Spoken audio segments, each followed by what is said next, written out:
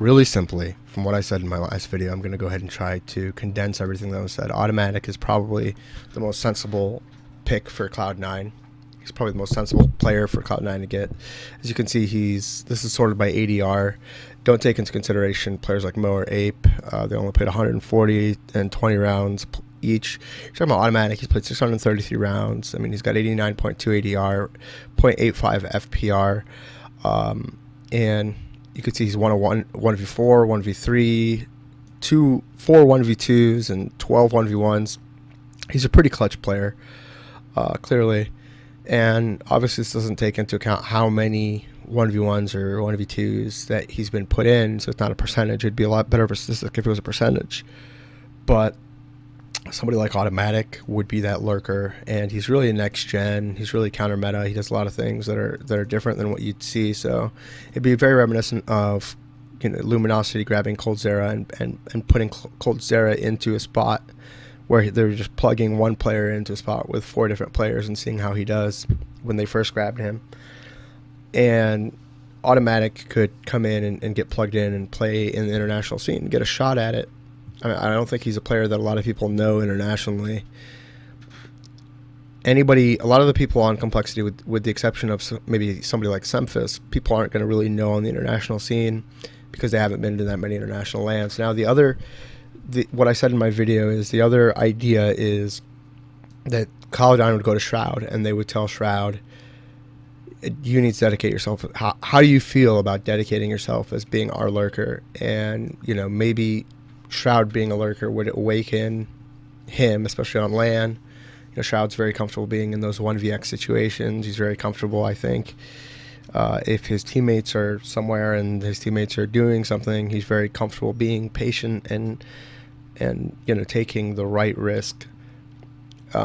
So that's something that I talked about. I also talked about Cloud9's balance between aggressive and passive riflers, having the right balance between aggressive and passive riflers and like hybrid riflers. And I think that ultimately, if you're looking at Cloud9, you would have to say that Jordan is an inherently aggressive rifler because of the risks that he takes. I mean, he made a living being an entry fragger in 1.6. He made a name for himself doing that. He did a very good job doing that. And even with Cloud9 and various iterations of Cloud9 and their role issues, some of his most impressive results were when he'd be playing, you know, a playmaker role or an entry fragger role, not necessarily a lurking role, although he is very good in an LMS situation. Now, with that being said, the reason why Nothing was probably the best player to be a lurker when Sean Garrett is playing is because it's best to have Sean Garrett play a support role and not have Sean Garrett lurk. So if you could take Nothing and have him not lurk and have him entry sight with Freakazoid, that'd be really good, because it seems to be a deficiency of Shroud's. Now that Shroud has been asked to play aggressively and kind of trade frag and go for trades and go with Freakazoid, you've seen Shroud's effectiveness kind of plummet at various international lands, and Shroud either needs to be able to do his own thing or set up his teammates and do his own thing, kind of like Hiko does on Liquid, or just full-on lurk, kind of like Fugly does on Liquid, or a lot of players might. So if Shroud could, you know, just dedicate himself and accept and feel confident, feel comfortable in lurking, but, you know, just watching a lot of Flucia demos, watching a lot of demos, for a lot of players, and that would be the case. I mean, a lot of players have the mold of, you know, 1 aggressive player, 1 passive player, 3 hybrid players, or 2 aggressive riflers, 2 aggressive players, 2 passive players, and 1 hybrid switch player. But Cloud9 would definitely need to get somebody who is either a lurker, or they would need to transfer Shroud into lurking, and that would be the most successful thing for Cloud9. Now, if Cloud9 didn't do that, if they did get Shroud to lurk, then you could see Cloud9 go after a guy like Tarek.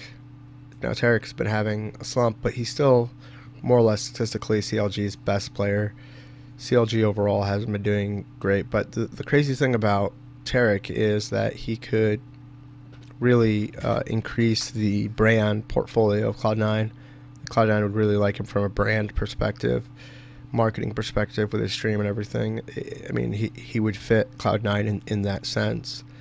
But other aspects for Cloud9 to grab are guys like Cutler, who's a very smart player. I mean, before CLG switched around their players and had different players playing different spots,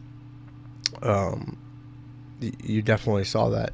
Now, I mean, one thing that I want to highlight here is you look at like online results. I mean, you're talking about 400 and something rounds played. Coldzera's 72 ADR and 9 RWS on ESEA. So I mean, it's not entirely a determination of how well a player will do when he goes out to LAN and plays at various LAN events. They're online results. So if you look at like Shroud's online ADR and you look at Coldzera's online ADR, they're extremely different, and yet what Shroud's been able to do at the various international LAN events and what Coldzera has been able to do at the various international LAN events are also extremely different.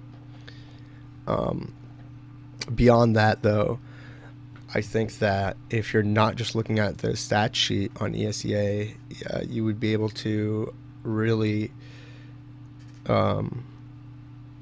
look at players, just how they fit stylistically, and I think players like Roka, Tarek, or even Nitro could go on to Cloud9 if Shroud's able to say, you know what, guys, I will be that super passive rifler, and I'll like basically imitate Flusha and like lurk around the map, and that would even open things up for somebody like Jordan Gilbert. Nothing. With that being said, the most impressive thing that Cloud9 could probably do is actually import somebody from Europe, and that's kind of why I was bringing up that that whole aspect of Snacks or Flusha, because those are the players that would really help Cloud9 the most. So if Shroud could transfix his game into being like that, you know, that would be really good for Cloud9, especially if that could mean that they could get somebody like Tarek, and it would be good for their brand as well.